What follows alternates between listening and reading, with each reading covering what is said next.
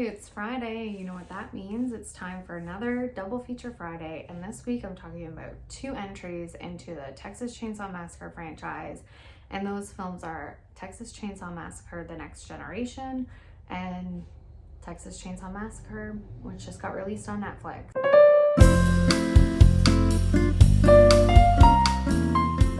I'm gonna just say first off, I'm not like super well versed in this franchise, Texas Chainsaw Massacre. I've seen the first 2 films, but none of the other ones. And I really liked the first 2. I thought they were great. These 2, however, aren't that great. So The Next Generation came out in 1995. It was written and directed by Kim David Henkel, who also co-wrote the first film with Tobe Hooper. And he also produced this most recent Texas Chainsaw Massacre. Seems like it might have had some troubled production. There is an alternate title, I don't remember what it is. And the film itself, I think, sort of reflects that. So it does star Matthew McConaughey and Renee Zellweger. And I think these were essentially their first 2 roles. It was interesting to watch these 2 films sort of in the last week. And I can't say that I loved either of them. They both have their limitations for sure. The Next Generation, to me, felt really somewhat poorly written. It's sort of following these 4 teenagers, and they leave prom and go out to the middle of nowhere and stumble across the Texas Chainsaw Massacre house. And Leatherface and this group of weirdo family members all living together in the house.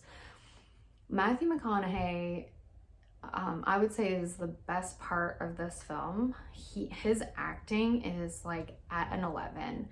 He is full stop getting in Renee Zellweger's face, sticking his fingers in her mouth, yelling at her.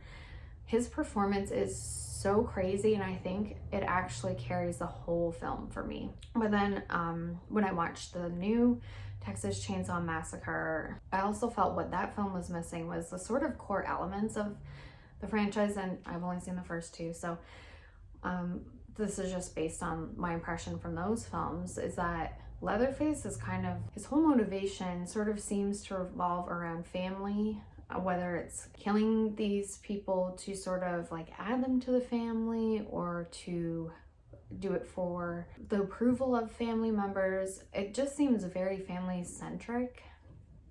And unfortunately, the new film, I mean, his motivations are revenge for a death that happens early in the film, but he is the only one, the whole film, from that family. There's no other family members, and I found that to be interesting and a little disappointing because it doesn't really seem to carry that theme. And I think the thing that to me makes Leatherface kind of an interesting villain or murderer or whatever is that in the earlier films seems like a real damaged, extremely damaged person, but I think in a way his motivations are sort of like pure and coming from this place of love almost. And that definitely, it doesn't seem to be the theme of this new movie so much. I mean, there is a little bit of a theme of family, both for him and for 2 of the victims. And to be honest, in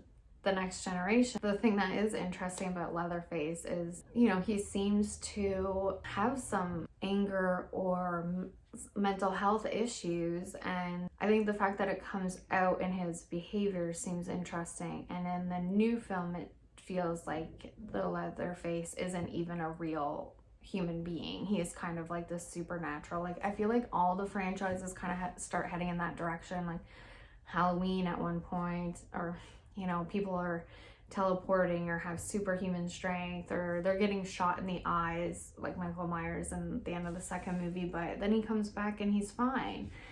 And I guess part of it is you want to just suspend your disbelief to enjoy the rest of the franchise. But I mean, I do think that these films are more interesting when the threat is also human and a little bit more than one-dimensional. I don't find that was really the case in the new Texas Chainsaw Massacre. Also, The Next Generation kind of like was true to the feel of the first 2, with it being very gritty and low quality and seemed like a very low budget. It was definitely like a real drive-in type of movie. And I would say the new one would be appropriate to watch at the drive-in as well, but it has just this look it just looks like a Netflix movie, digital, the lighting, everything looks like you just put an Instagram filter on it, which is kind of appropriate given the fact that the premise of this film is sort of about these influencers who are coming to this ghost town to buy it up and turn it into this artist sanctuary village town. And so I guess like the Instagram filter feel is kind of appropriate. Thankfully, I feel like they didn't get too much into this influencer aspect of the storyline, because when I saw the trailer for this, I was not at all interested in that aspect of it, but really it doesn't play into it. There's almost like this other element of the one character being a survivor of a school shooting, and I feel like that plays into it more, and I don't really know why they were kind of hiding that and playing up this other thing for the marketing, but maybe they just thought it was more appropriate or more appealing to people. But honestly, to me, that's not interesting. So both these films to me are like pretty equal in terms of quality and enjoyment, but I would say that I sort of like Next Gen better, even though it's a bit grittier and it definitely has its issues 100%, but I feel like they had way more fun even with the art direction. So they're in the house and there's a lot of, you know, like human skins and things like that around, whereas I feel like, which I felt like was really true to the first one, and people getting locked in chest freezers. The one character gets impaled on like a huge meat hook, and just felt, you know, more true to the original. And in the new film, it didn't have any of that really. Leatherface is using the chainsaw, he's dismembering people, but it doesn't really feel like he has this collecting aspect of his personality that it sort of feels like in the earlier films that was part of the character, was he was killing to collect their bodies or body parts to do whatever. And there was one part of the new film that I really liked. Sorry, I'm like all over the place today. And that was the beginning. So I went into this, like I said, with pretty low expectations. And the beginning sort of, I was like, oh, this film actually might be better than I am thinking it will be. And that's the first sequence of kills by Leatherface. And it's shot really well. Like, I did think that the cinematography was good and was interesting. It's just that everything looks so clean and digital compared to, you know, the grittiness of the earlier films. But there's some really good visuals, especially at the beginning when he cuts someone's face off to like have his leather face. I really like that. And the kills were really good and really gory and over the top, which was, you know, that's fun. That's kind of what you're there for. That's what I'm there for, I guess.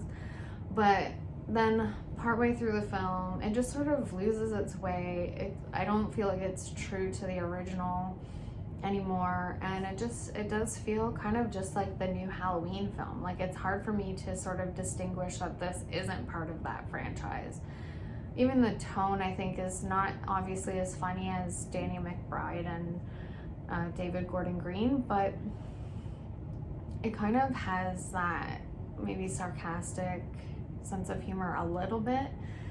And the scene that they show in the trailer that looked really interesting to me, when he gets on the bus with the chainsaw and everyone pulls out their phones, honestly, I found it really underwhelming because there had been so much good gore and so many good kills leading up to that point. And then when he gets on the bus, I just found it was just really muddy, and it's too tight of a space and too many people, and you know, I don't know, just seeing like a bunch of people get cut up with a chainsaw isn't that interesting. Visually, it wasn't that interesting for me. The other good thing is it also has a short run time, and honestly, so I didn't mind watching it.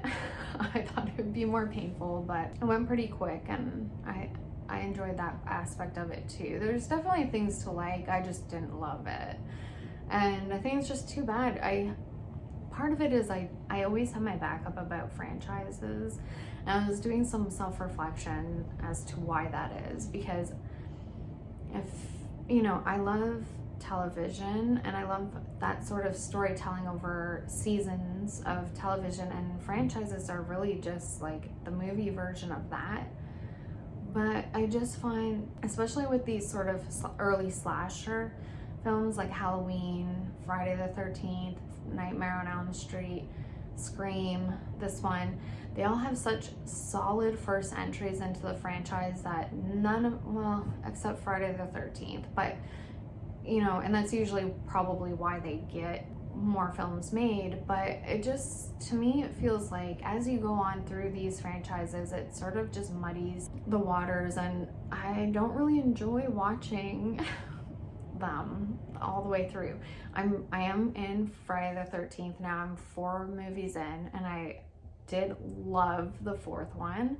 The first 3 I found were pretty weak, but the 4th one is really good. Even the new Halloween films, I really love David Gordon Green and I love Danny McBride, but I don't feel like their films are really doing the franchise any justice.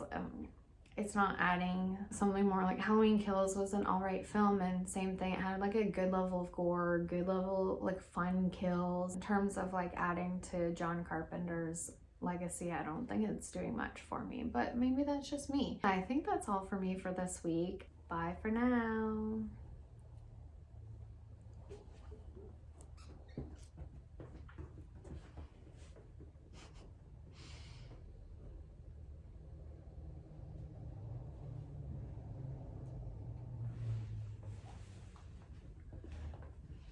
Come say hi, Bubba.